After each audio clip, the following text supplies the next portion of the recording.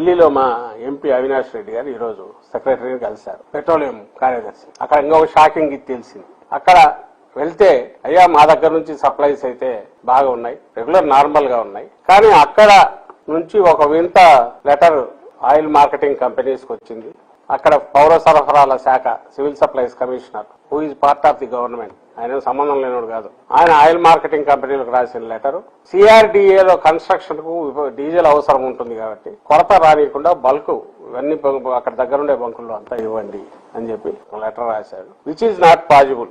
ఇది 24వ తేదీ పౌర సరఫరాల శాఖ కమిషనర్ ఆయిల్ మార్కెటింగ్ కంపెనీస్ రాసిన లెటర్. అమరావతి దానికి సంబంధించిన యాక్టివిటీ ఫుల్ జరగాలి కాబట్టి దానికి ఉన్న ఎక్స్ట్రా రిక్వైర్మెంట్ ఈ 3 నెలలకు ఎంతో జూలై వరకు 27,000 కిలోలీటర్లు కావాలి అని బ్రేకప్ ఇస్తూ అది స్పెషల్ గా సప్లై చేయాల్సిందిగా కోరుతూ ఆయన రాసిన లెటర్ 24వ తేదీ. కంట్రోల్ లేకపోవడం కాదు, కంట్రోల్ దేని మీద పెట్టుకోదలుచుకున్నట్లేదు.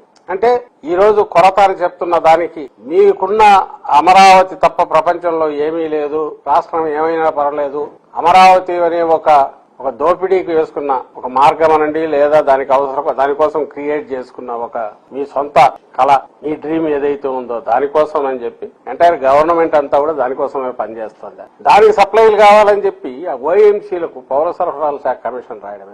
మిగిలిన వాళ్ళందరూ కన్జ్యూమర్స్ అందరు ఏం కావాలా?